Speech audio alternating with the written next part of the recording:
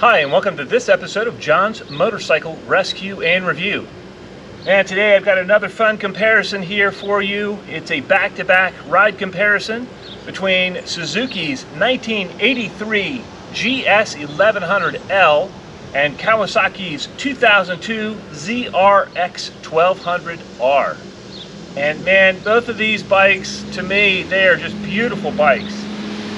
The Suzuki GS1100L is arguably the best muscle cruiser to come out of the early 80s. This was kind of the swan song for the big air-cooled four-cylinder. In 84, Honda came out with the Magna and the V4s and the liquid cooling. Kawasaki came out with the Eliminator. So all the bikes made a technological leap right after this bike was introduced. But for my money, this was the best of the cruiser-styled bike to come out of Japan that was of this formula with the air-cooled four-cylinder. The Kawasaki ZRX, on the other hand, is of a more modern formula. An interesting thing to me is that the big 1200cc liquid-cooled 16-valve motor in the ZRX is actually a distant relative of the liquid-cooled motors that debuted in 1984 with Kawasaki in the Ninja 900 and the Eliminator 900. The ZRX, to my eye, is just the best looking of the retro bikes, and even including retro bikes that are out today. I just love that this thing harkens back to the early 80s super bikes, and really it's kind of designed as a throwback to that. And a couple of things that Kawasaki did, they've got kind of the squared off fairing. They have the old GPZ color scheme, the red, the blue, and the silver. They also went with twin shocks in the rear, just kind of to emulate those early GPZs, kind of that last model of the air-cooled motors. And even on the engine, they have, it looks like it's an air-cooled motor with the finning, the bare aluminum finning. It's honestly just for show. It's a dress-up part to make it look like, and kind of a throwback to that era of the late 70s and early 80s. But they did just such a fantastic job on this bike. Specification wise, both of these bikes have big inline four-cylinder motors, 1100 cc's in the Suzuki, 1200 in the Kawasaki. Both of them have the dual disc brakes up front. They both have the twin shocks out back. The Suzuki has air adjustable suspension in the front and rebound and spring preload adjustment in the rear shocks. The Kawasaki is fully adjustable suspension wise, both front and back. So it has a level of sophistication there that's certainly more. And then it also has the big 6-piston calipers up front on just huge rotors, and both of these bikes have the big disc brakes out back. I'm running a custom exhaust on each of these bikes. For the Kawasaki, it's an ART slip-on. It's a Pro Series 2, beautiful pipe. And on the Suzuki, I'm running a full stainless Delcovic system. So it's going to be a little bit louder on the Suzuki because it's a full system, but they both sound good. They sound nice when you're accelerating. But what are these bikes actually like to ride? Can a muscle cruiser from the early 80s even compete with a retro bike with the updated technology from the early 2000s? I'm going to grab my helmet. I'll bring the camera along. Let's find out together. Let's ride.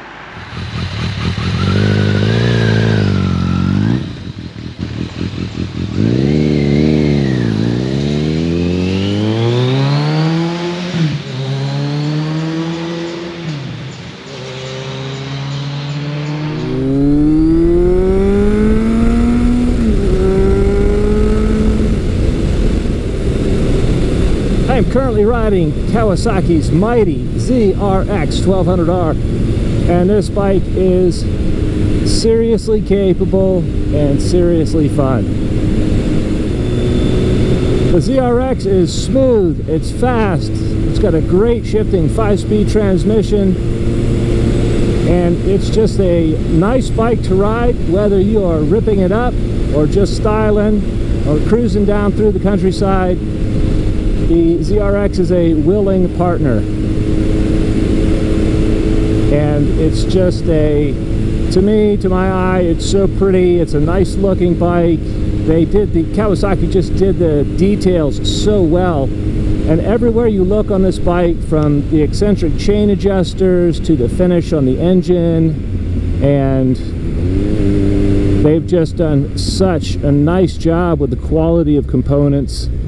It does have the fully adjustable suspension.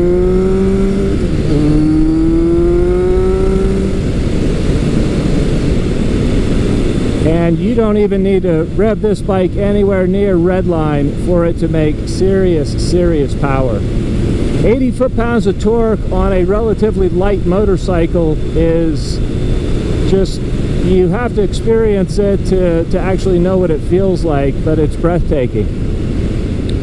And we'll take this ZRX through a set of twisties here. Woohoo!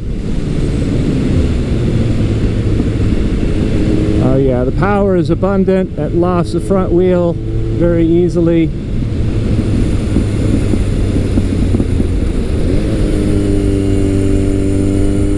Coming out of the corners is just insane. And then the brakes are amazing.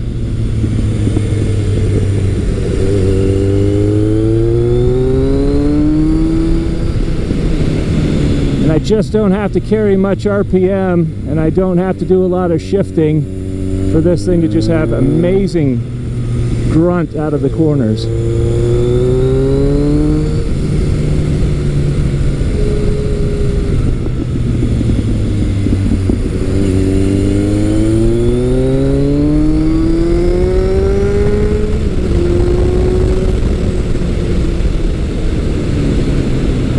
Oh yeah, super nice. That's a lot of fun. From an all-out sporting capability standpoint, this ZRX is just far more capable than any of my early 80s big bore machines. The gearing on this bike is taller than my early 80s muscle cruisers. And on previous ZRX1200s I've actually been able to get over 50 miles to the gallon. So it's not only stout performance-wise, but it is also just a efficient machine. Instrumentation-wise, the ZRX has the essentials. It's got a big tach, a big speedometer. It's also got a nice fuel gauge. The sound from that ART exhaust is really nice. It's certainly not overbearing or too loud, but it definitely lets you know when you get on the gas, you can hear it.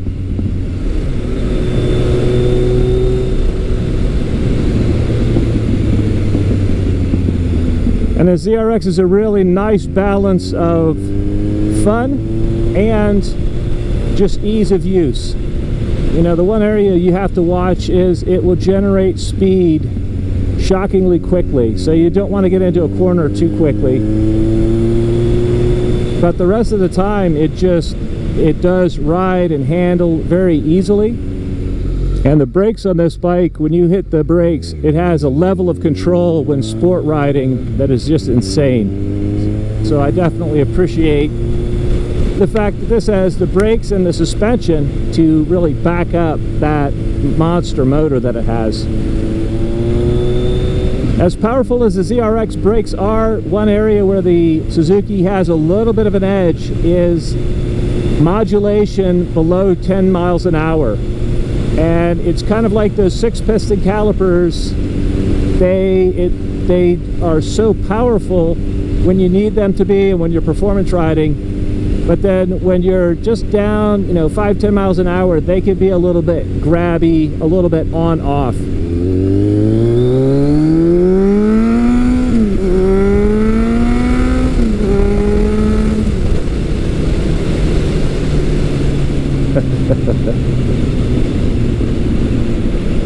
And that acceleration and that torque is just addictive. At highway speeds, both of these bikes have a little bit of a lean into the handlebars, and that makes them really nice. So you can do, if you only have to go a couple exits up on the highway, it's not a big deal on either one of these bikes. As far as being a highway bike, the ZRX is not, because of the kind of the lack of wind protection, it's not a super comfortable highway bike. You can certainly add a taller windshield to help with the wind blast.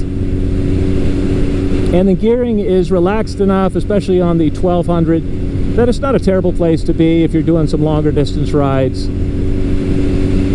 Compared with the GS1100, this bike would probably be a little bit more comfortable long term as far as a longer ride goes.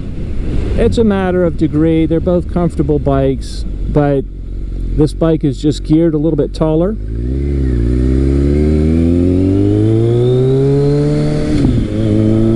And the suspension compliance on this, it's never harsh. And sometimes on the sharp bumps, the Suzuki, really the only fly in the ointment on that Suzuki is it'll sometimes be harsh on sharp bumps. On super tight back roads like this, both of these bikes are surprisingly easy. I think the Suzuki's a little bit easier because it's not quite as touchy on throttle. And not that the ZRX is touchy, but throttle response is pretty instantaneous, even at low RPM. Transmission-wise, both of these bikes are roughly equivalent. They really have excellent shifting transmissions. I have never missed a shift on either my GS1100 or this ZRX. And they're just positive, short throw, and I never doubt that they went into gear. I never question whether it's going to pop out of gear.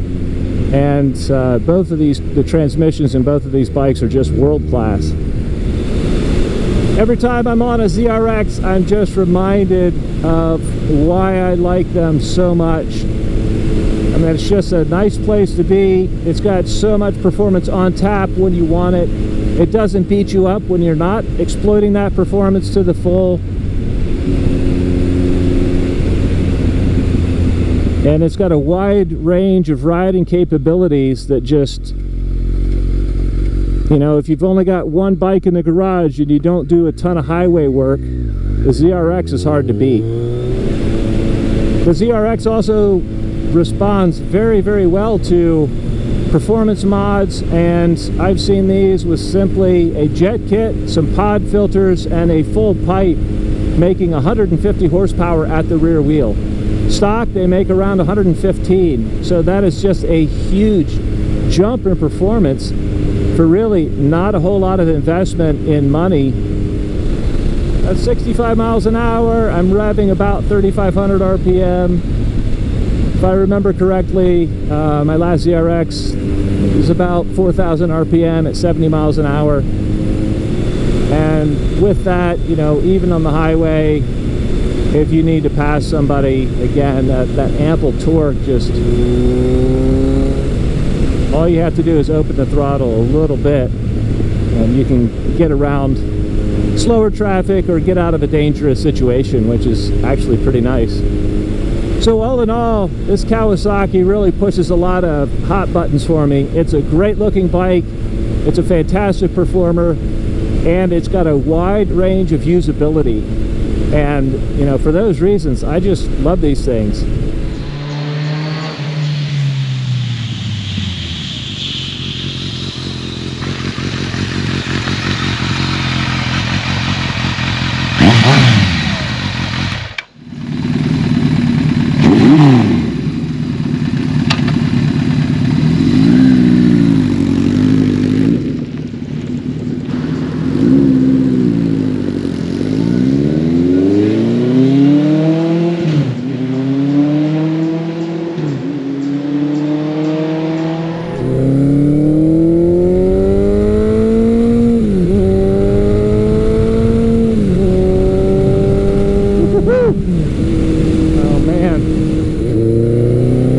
I'm currently riding Suzuki's 1983 GS1100L, and this bike has one of my favorite all-time motorcycle engines. It's a big 1100cc air-cooled 2-valve per cylinder, 4-cylinder, and it is just a torque monster. And not only that, this bike, what's kind of hard to convey is, yes, it's fast, but the nice thing is it is not touchy on the throttle. It never acts like it's working hard. It just, as you dial your wrist, it just picks up speed, and the more you dial it open, the faster this thing goes.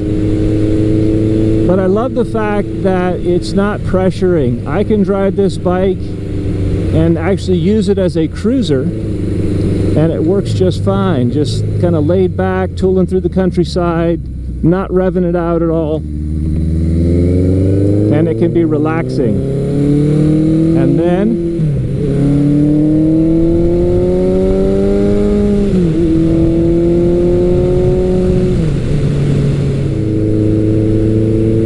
one thing I really appreciate about this Suzuki GS1100L is the directness of the suspension. I can just feel exactly what the bike is doing.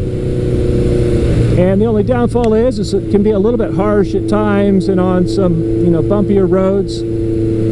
I'm getting a little bit more engine vibration on this bike than I do on the ZRX. Carburation on both of these bikes is awesome. They both just take a little bit of time to warm fully, but they both just run fantastically once they're warmed up. The transmission on this Suzuki is really a standout. It's by far the best of my vintage bikes, and it compares on equal terms with the ZRX transmission. Well, I hate deer.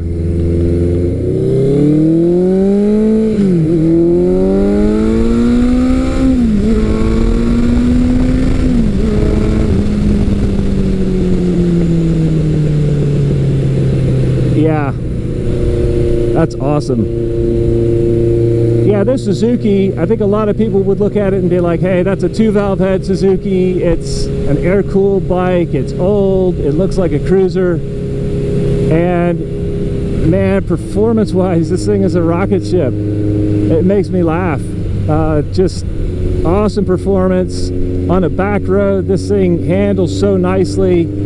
It's not really a super high-speed bike, so, above 85 miles an hour, doing sweepers and stuff like that, that's not its forte. It's not really being a naked bike. It's not really a highway bike, although it will certainly do highway work, especially with a windshield. It'll do it well.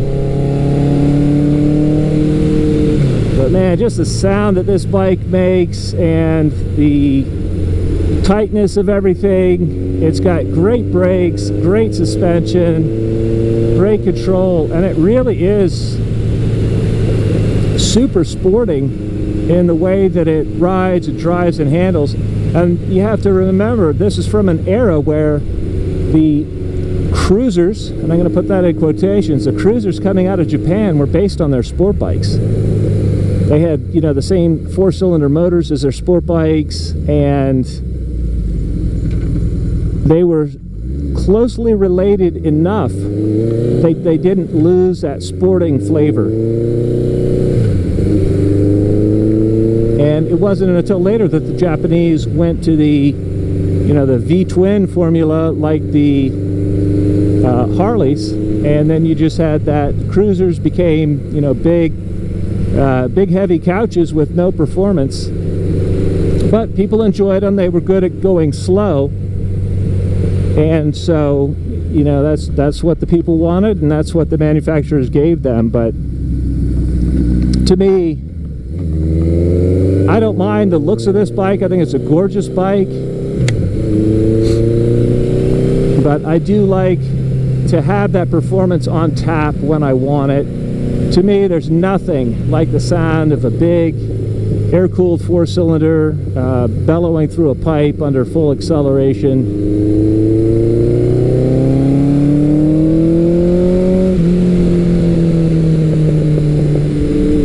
I can just easily hustle this bike when I want to, and it's rewarding.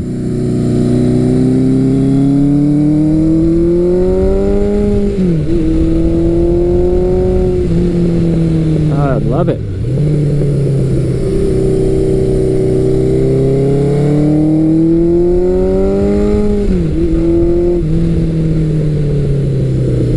things I like about this bike as compared to the ZRX, I've got a little bit more leg room, and for me, I'm 6'4". That's kind of key, and it's really not bothersome when I'm just riding it normally. But where I appreciate the leg room is like in that scenario where I'm riding on a tight back road, I can actually move around a little bit on the seat and transition from side to side easier on this vintage cruiser than I can on the ZRX. With the, you know, the ZRX has more sporting intent, but I have that freedom of motion that actually makes it a little bit easier to drive in the corners. The brakes on this bike do not have the ultimate stopping power of the ZRX. However, at lower speeds, they are easier to modulate, especially like coming up to a stop.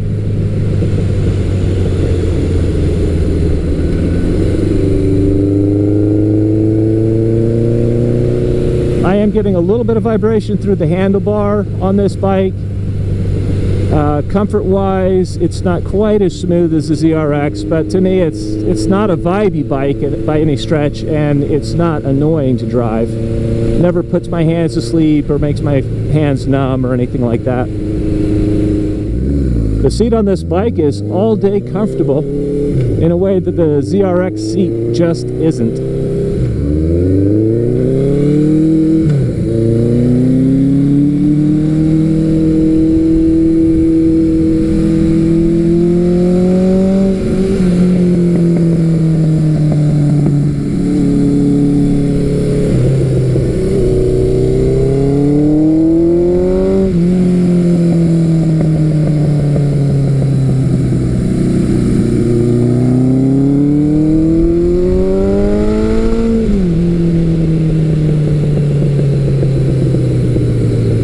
And on tighter, lower speed roads like this bike is formidable. It is a serious performer. It is so much fun to ride. And it's just why these old GS bikes are such favorites of mine. So at like 65, I'm just under 4,000 RPM. Which is a couple hundred RPM more than the ZRX is running, but it is stable. Again, the only, the downside is it's not quite as compliant over sharp bumps as the ZRX. A little bit of lean into the wind is helpful, and this bike is just, man, what a nice place to spend some time. Really, overall, Suzuki did such a nice job with their bikes of the early 80s. They really are a clear cut above the competition from any of the other manufacturers.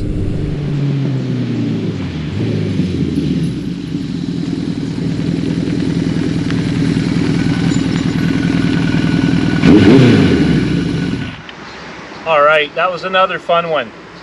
Honestly, I couldn't be happier right now. I just got to ride two of my favorite bikes. I was a little bit surprised going from the ZRX to the Suzuki GS1100. Kind of my thought was, how can the old Suzuki, can it even compete here? Because the ZRX is just that good. And so, really I would say if you like the style of the ZRX better, there's your decision. If you want something that's going to be a little bit more smooth, a little bit more refined, something with, ultimate performance, again, the ZRX is going to be your clear choice. I love the way the bike looks. It handles easily. It's a nice place to ride, nice place to be, and just a fantastic all-around machine. I've personally owned a bunch of them over the years, and I really, really like them. The surprising thing to me getting on this, the GS1100L, especially at lower speeds, below 85 miles an hour, it's just how capable the bike is. It's not as instant on the throttle. As you kind of roll the throttle on, it'll pick up speed, but it's linear in the way that it does that, and the more you roll that on, It really does. It's still a fast bike, even by today's standards. You know, it's not a super sport. It's not made for high-speed sweepers. But on the kind of roads that I like to ride on, some tighter back roads with occasional stretches where I'm doing 65, 70 miles an hour for a little bit of time, man, this bike is all but perfect. It's really, really nice. It's a little bit more vibey than the ZRX, but it's never annoying. It's not a, you know, it's not like an old parallel twin that will put your hands to sleep. It's very nice. Instrumentation is comprehensive. The brakes are great. Low speed handling. You know, if we're talking below 50 miles an hour, I think the Suzuki actually has the edge in low speed handling.